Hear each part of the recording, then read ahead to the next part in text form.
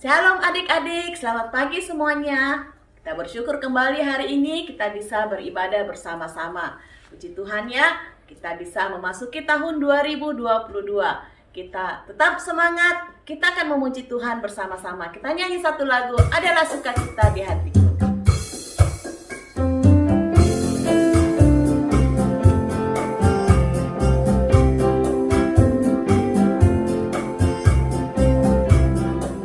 Adalah SUKACITA,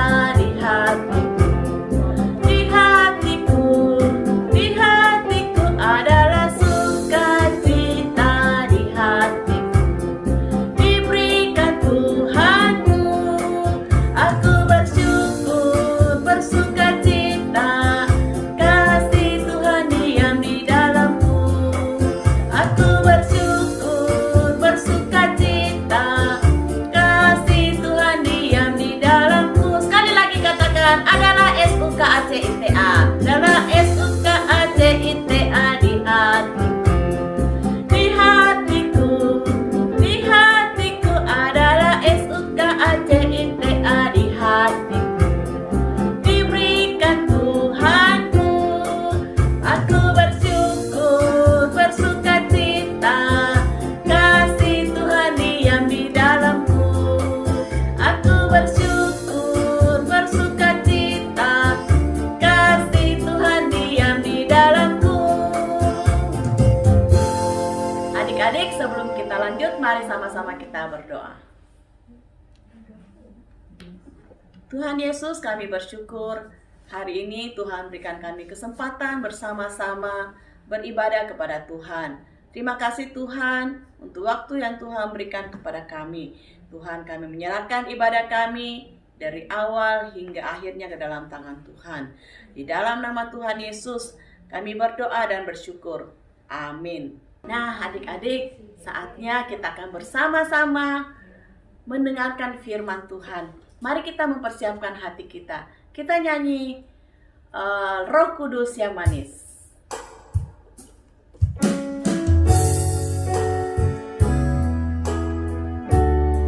Sama-sama siapkan hati kita mendengarkan firman Tuhan.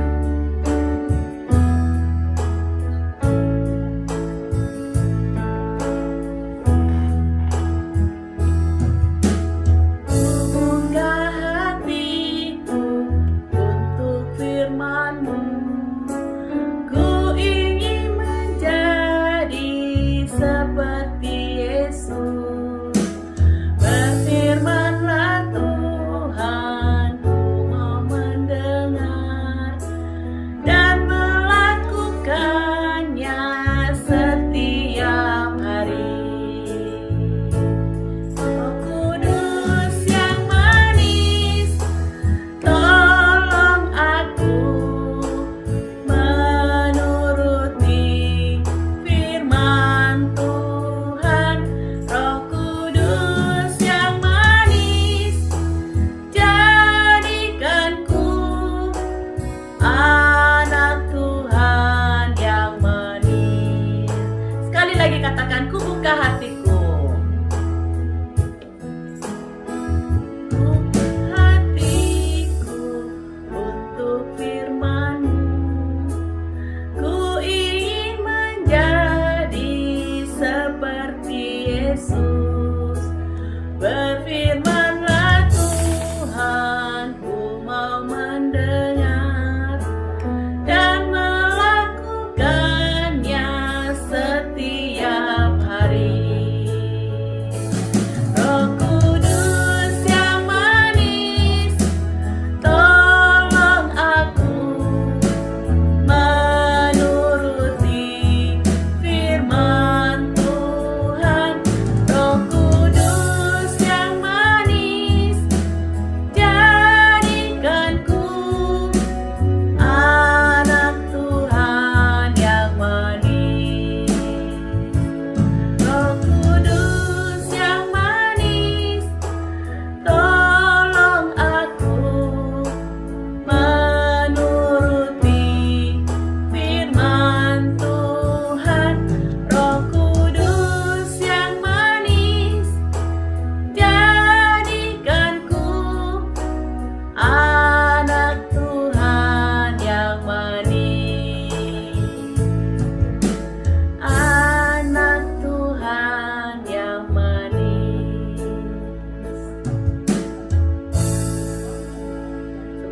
Duduk dengan tenang, kita akan mendengarkan firman Tuhan.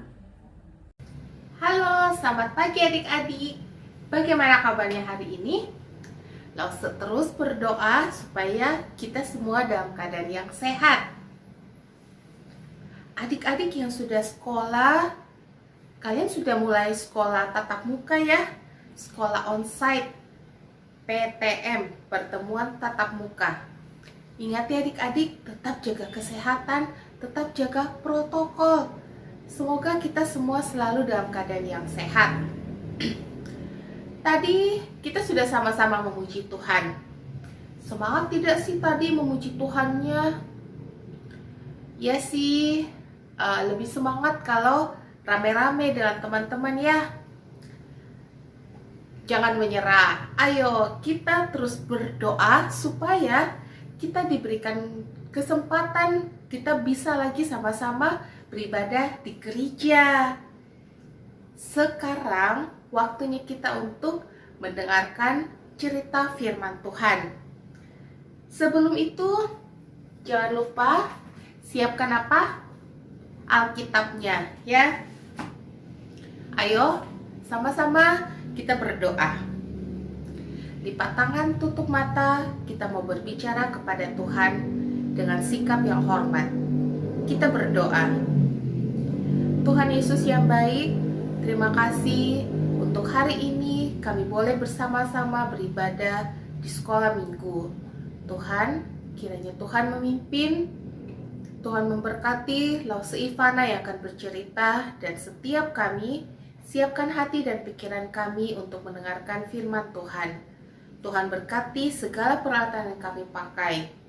Terima kasih Tuhan, berbicaralah karena kami siap mendengar. Dalam nama Tuhan Yesus, kami sudah berdoa. Amin. Ya, pagi hari ini, Lause mau tanya.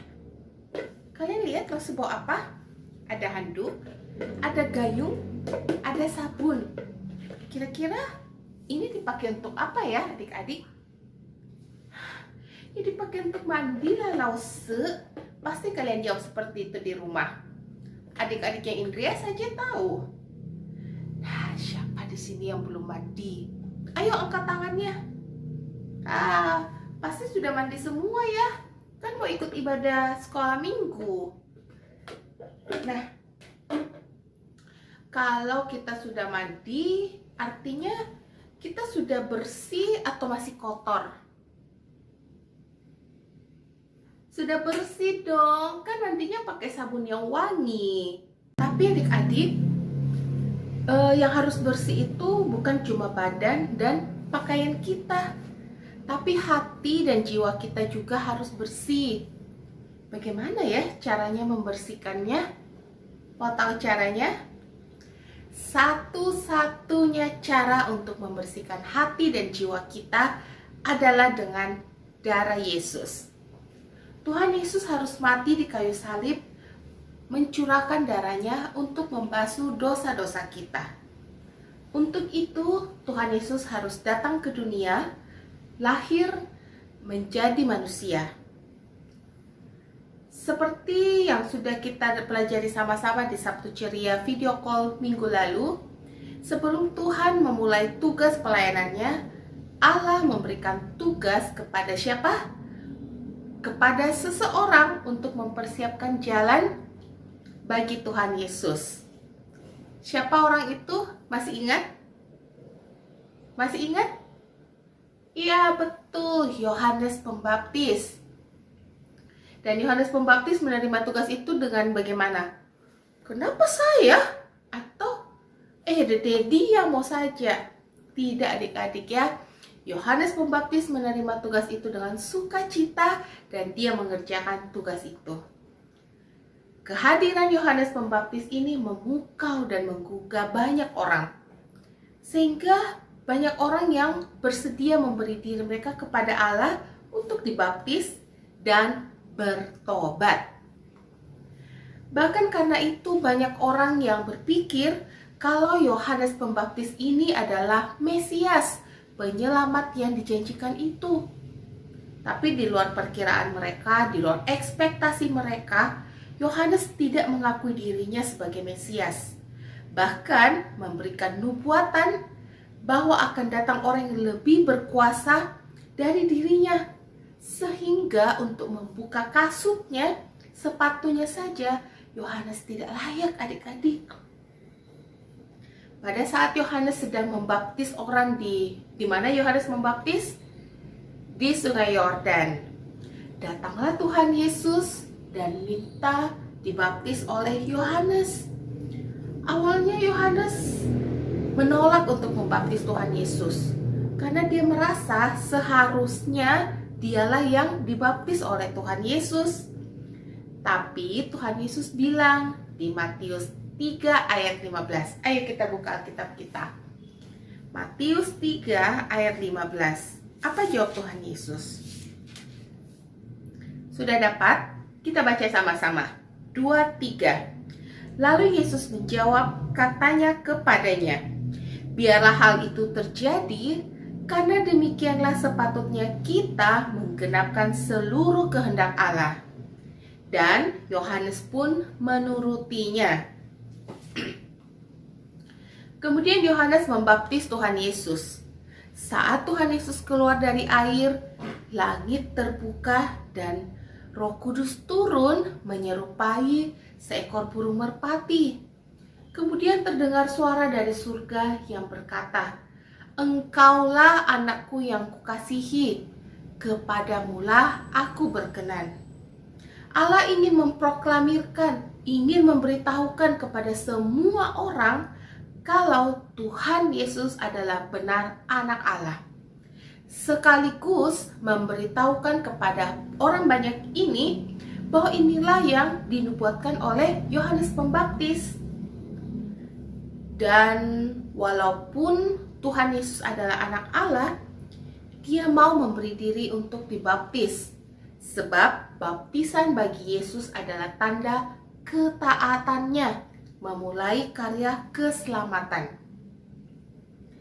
Baptisan adalah tanda penyerahan diri, tanda pertobatan. Melalui baptisan ini, hubungan kita manusia dengan Allah semakin kuat, semakin erat.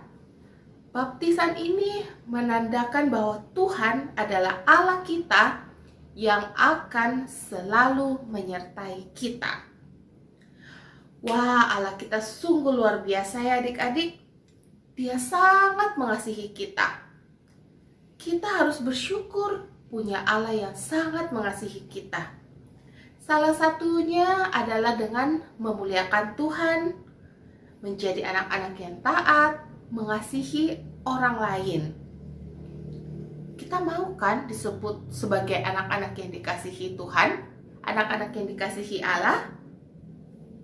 Ayo, kita sama-sama belajar menjadi anak-anak yang taat, menjadi anak-anak yang suka mengasihi Tuhan dan sesama kita. Ayat hafalan kita pagi hari ini terambil dari Lukas 3 ayat 22b. Ambil Alkitabnya lagi. Kita buka di Lukas 3 ayat 22b. Kita akan baca mulai dari kata dan. Sudah dapat? Oke, kita baca sama-sama ya. 2, 3. Dan terdengarlah suara dari langit. Engkaulah anakku yang kukasihi, kepadamulah aku berkenan. Kalau mau menjadi anak-anak yang dikasihi Tuhan, kita harus belajar mengikuti teladan Tuhan Yesus. Adik-adik mau menjadi anak-anak yang dikasihi Tuhan? Mau. Ayo, mari kita berdoa. Tuhan Yesus yang baik, kami bersyukur untuk cerita firman Tuhan pagi hari ini. Kami mau menjadi anak-anak yang dikasihi Tuhan. Kami mau memuliakan Tuhan. Kami mau mengasihi Tuhan. Kami mau taat kepada Tuhan. Tolong kami Tuhan dalam kehidupan kami, biarlah kami bisa menjadi teladan, bisa mengasihi Tuhan, bisa taat kepada Tuhan. Kami mau menjadi anak-anak yang dikasihi Tuhan. Terima kasih Tuhan Yesus. Tolong kami dalam kehidupan kami sehari-hari. Terpujilah namamu Tuhan. Dalam nama Tuhan Yesus kami berdoa. Amin. Oke adik-adik, sampai di sini dulu cerita sekolah minggu hari ini. Jangan lupa, hari Sabtu ada video call via WA berkelompok, jangan sampai lewat ya adik-adik. Kemudian hari Minggu tetap ada ibadah sekolah minggu via video. Oke, sampai di sini dulu. Tuhan Yesus memberkati. Bye-bye.